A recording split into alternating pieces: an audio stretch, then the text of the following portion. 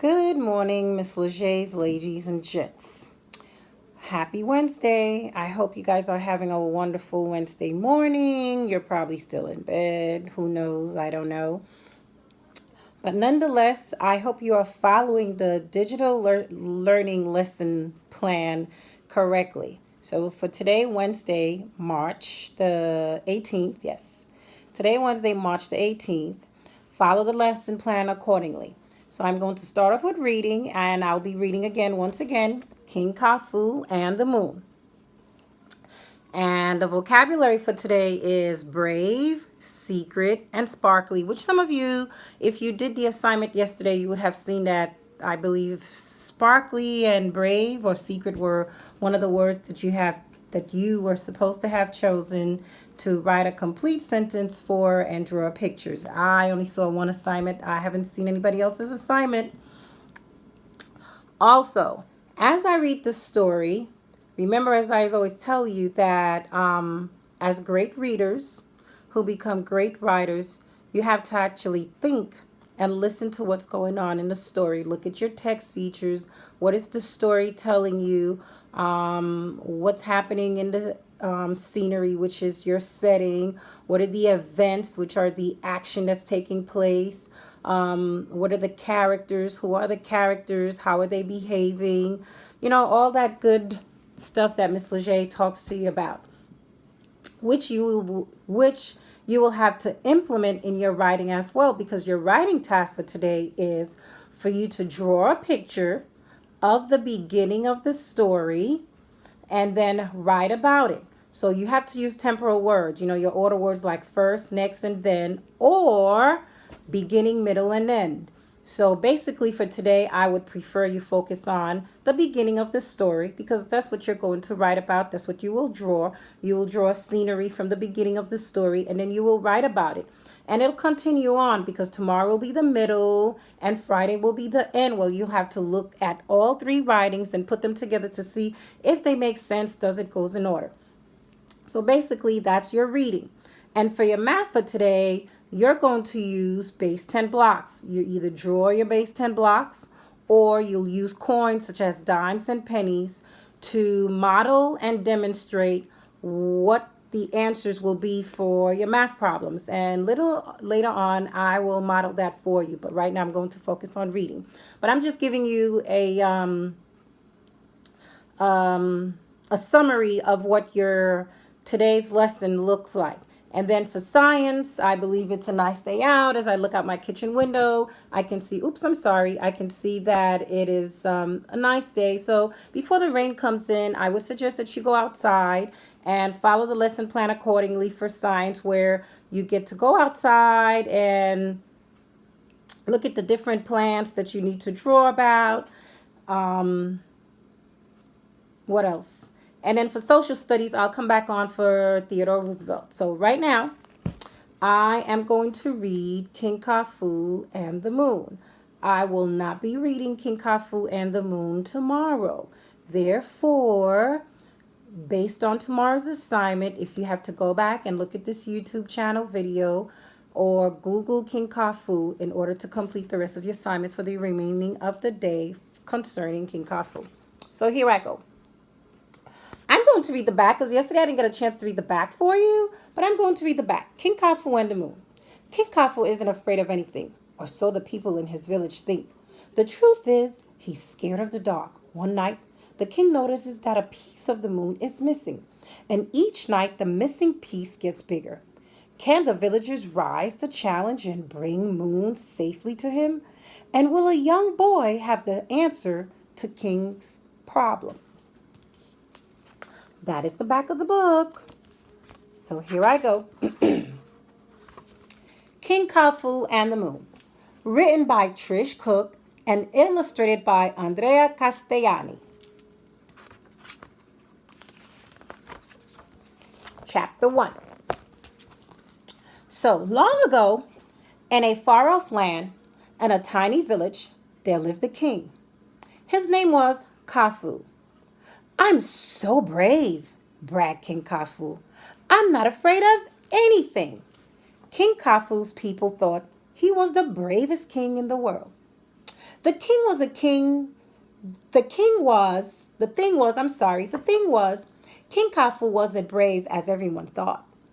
He had a big secret. King Kafur was afraid of the dark. Every evening, he would go to bed before it got dark. He would close his curtains and put on a sparkly pajama. Then he would switch on his secret nightlight and get into bed. He loved his nightlight. It made the darkness in his bedroom go away, even when the sun went to bed. What do you think the sun went to bed mean? Let's see if you can tell me. What do you think the author meant by saying the sun went to bed? That's a figurative language.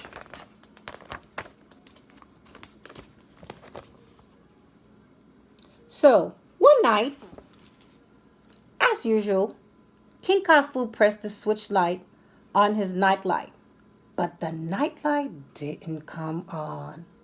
Ah! Screamed King Kafur. He felt very afraid. King Kafur hid under his covers as he went to bed.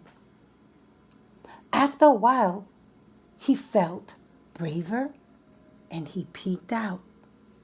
He saw the light from the moon peeping through his curtain. He had only ever heard about the moon. He had never actually seen it. It was so big and bright and round. That's it, he said. I will leave my curtains open at night. Then the light from the moon can keep my bedroom bright.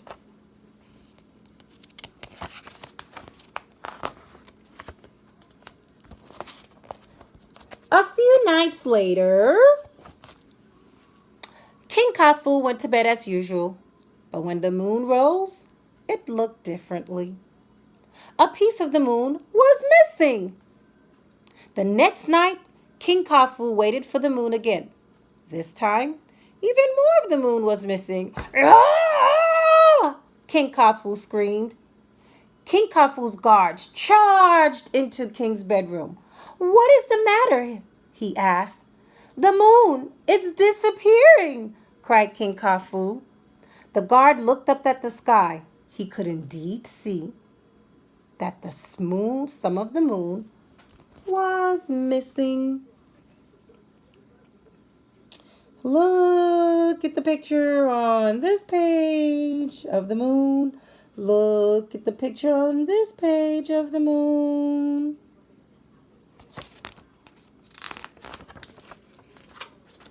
We must save the moon, said King Kafur. Tell the villagers, I will give 1,000 gold coins to anyone who can capture the moon. I will keep the moon in the palace where I can keep an eye on it. So chapter 2. The next day, the guard made the announcement to the villagers. The moon is disappearing, he said. King Kafur will give 1,000 gold coins to anyone who brings the moon to him.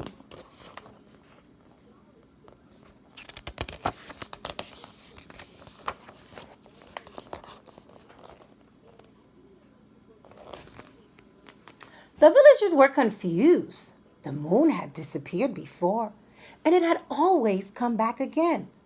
But there was a reward, 1,000 gold coins. So they started thinking of ways to capture the moon. Are you thinking of ways to help King Kafur capture the moon? This assignment is coming down the pipeline. They decided to build a rocket. They worked non-stop for 11 days and nights.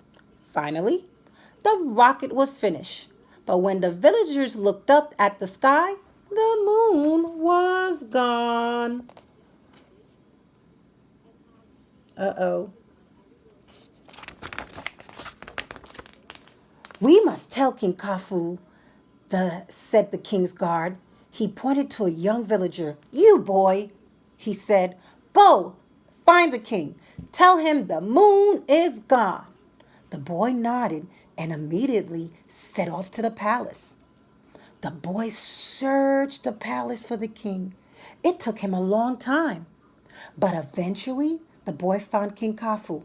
He was hiding under his bed.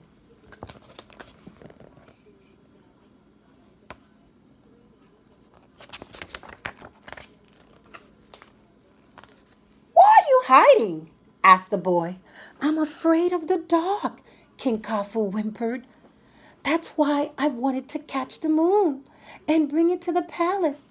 Then it would never be dark again. My people think I'm the bravest king in the world, but I am not. No one must ever know my secret. The boy felt sorry for King Khufu.